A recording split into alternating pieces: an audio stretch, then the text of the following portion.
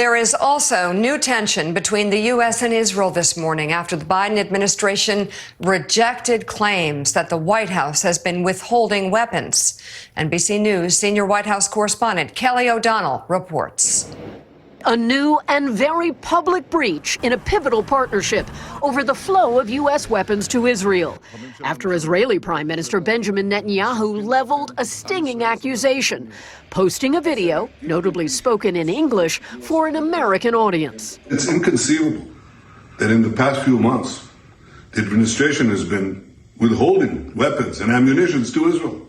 Israel, America's closest ally. Israel says it must defeat Hamas and secure the release of hostages. During World War II, Churchill told the United States, give us the tools, we'll do the job.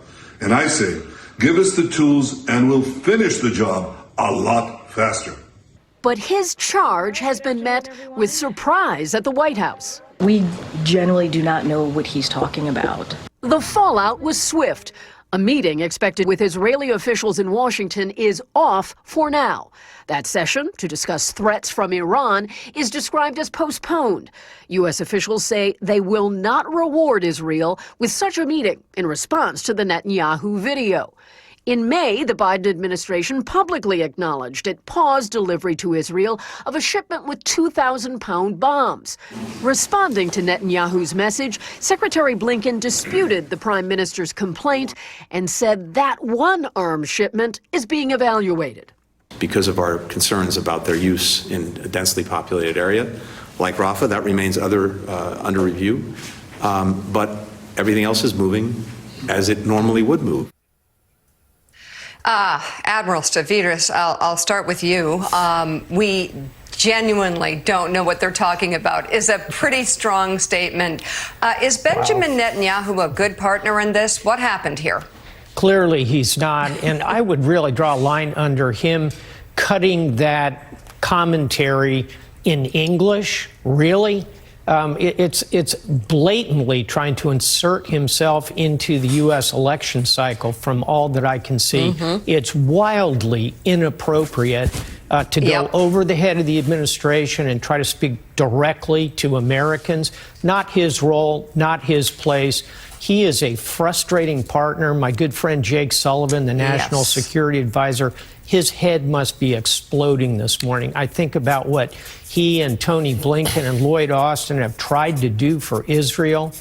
Indeed, what we have done for Israel for decades, and to be treated in that manner by a prime minister really shocks the conscience of diplomacy between the two nations. And it only heightens tensions between President Biden and Prime Minister Netanyahu, who, of course, have not seen eye to eye on much in this war. The president becoming more and more public with his frustrations with how Netanyahu has conducted operations in Gaza and how he has no real plans for after the war there.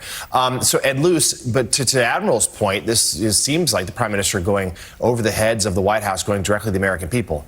Well, in about a month's time, he's got even a bigger moment to do that. He's been invited to address Congress. So what do we think comes of that? This could be a really contentious moment between the relationship between the Prime Minister and the President. Yes, it could. And of course, we all remember in 2015 when he addressed Congress, broke all protocol and all precedent by campaigning to the joint houses of Congress against President Obama's Iran nuclear deal. He, at that point, I think, really came out strongly as a Republican, a pro-Republican foreign leader, which was a new one for American politics, and he's now a pro-Trump foreign leader. They have very, very similar psychologies.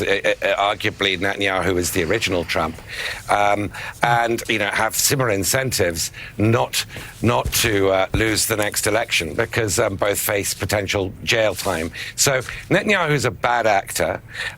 He has bitten the hand that feeds him again and again and again. Yes. Biden has supplied everything that he needed. There is no business, by the way, for that delayed shipment of 2,000-pound bombs. There is no business for 2,000-pound bombs in urban warfare. It is indiscriminate. Yeah. There are bombs that go round corners and go through windows and can target people.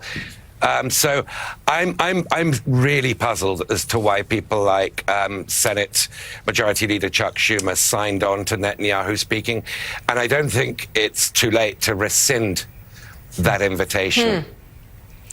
Very interesting. Much more to discuss about this. Retired Admiral James Stavridis, thank you very much for being on this morning.